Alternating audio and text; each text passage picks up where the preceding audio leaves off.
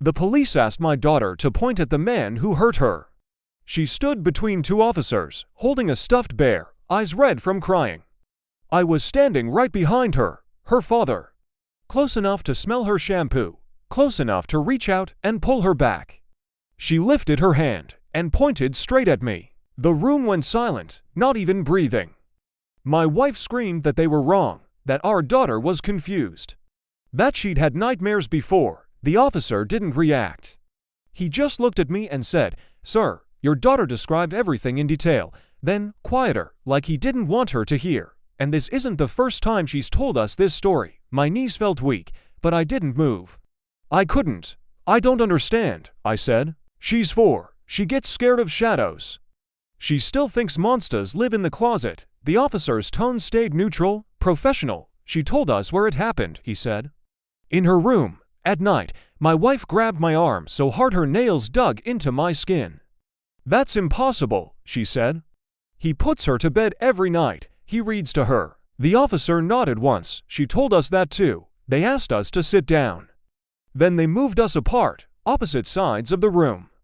Like a line had been drawn between us, my daughter was led down the hallway with a woman who smiled too much and spoke too softly. I watched her disappear. She didn't look back.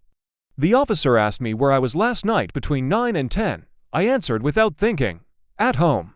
On the couch, watching TV." He wrote it down slowly.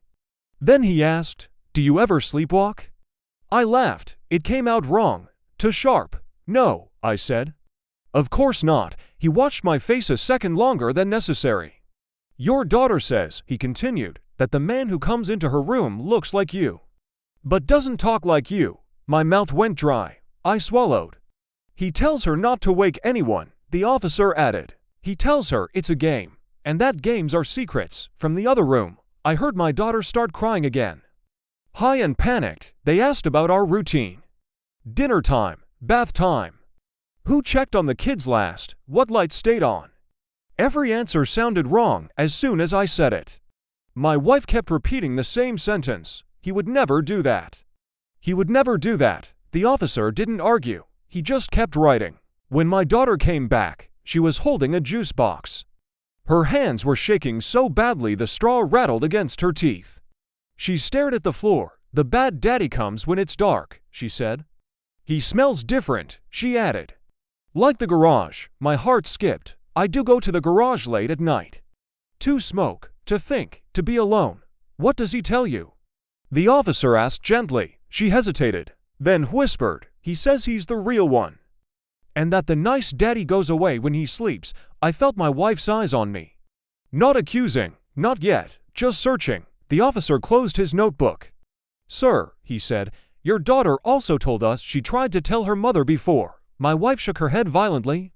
No, she didn't," she said. "You didn't believe her," the officer replied, "because the man always left before morning." My daughter finally looked up at me. Her eyes were full of fear. "And this time," she said softly, "he stayed." My wife stood so fast her chair scraped across the floor. "That's not true," she said. "She has nightmares." "You know she does." The officer crouched to my daughter's level. "Can you tell me what happened this time?" She hugged the bear tighter. I woke up. It was still dark. The nice daddy was sleeping, but the other daddy was already there. "Where?" the officer asked. "Sitting on my floor," she said. "Waiting." My wife covered her mouth to stop a sound from coming out. "He told me not to cry," my daughter continued.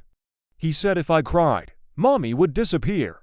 I had to grab the edge of the table. The room felt like it was tilting. "And in the morning?" the officer asked. She pointed at me. "He turns back into him. When the sun comes up." Silence swallowed the room. The officer leaned back. "Sir," he said slowly, "your wife has reported changes. Talking in your sleep, standing in the hallway at night, not responding when spoken to." I looked at my wife. She wouldn't meet my eyes. "I thought you were just tired," she whispered. "They said the kids would stay with my sister, temporary, for safety." My daughter screamed when they tried to put her coat on. "He'll come back," she cried. "He always does when I leave." I reached for her without thinking. The officer stepped between us instantly. My wife looked at me like she didn't recognize the man she married. "Tell them," she said. Tell them you don't remember any of this. I opened my mouth and stopped because suddenly I wasn't sure. That night, the house was empty to quiet. At 2:17 a.m., my phone buzzed. Security alert, garage, the footage showed me. Standing in the dark, lights off, staring straight at the camera. Not blinking, I watched myself smile.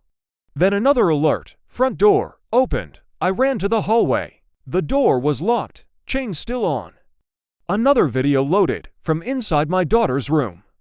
The angle was low, hidden. I watched myself sit on the floor and say, in a voice I didn't recognize, "She's not here tonight. But she will be again." I don't remember driving to my sister's house. Only the sound of my phone vibrating over and over. Police lights were already flashing. My wife stood outside, barefoot, holding our daughter. My daughter screamed when she saw me. "That's him," she cried. "That's the one who doesn't sleep." The officer showed me the footage, time-stamped, the door opening from the inside. The camera adjusting. Carefully, my wife whispered, "You promised me you were done with this." A memory surfaced. A doctor, a file I never finished reading. "Dissociative episodes," he'd said. "Severe sleep disorder." They took me to a hospital. White walls, locked doors, a bed that felt too soft to trust. Days passed, or weeks. My wife finally came to see me. She stayed by the door. "She still asks if you're asleep," she said. "Before she talks to you." She left a drawing on the table. Two stick figures, one smiling, one with black eyes. Between them, a little girl. "She says the bad daddy doesn't come out as much anymore," my wife whispered. I felt relief, then fear, because that meant he was still there. That night, alone in my room, I watched my reflection in the dark window. I tried not to blink, just in case. The other one was waiting for me to sleep. This is Nightline. Some family secrets don't end, they just learn how to hide.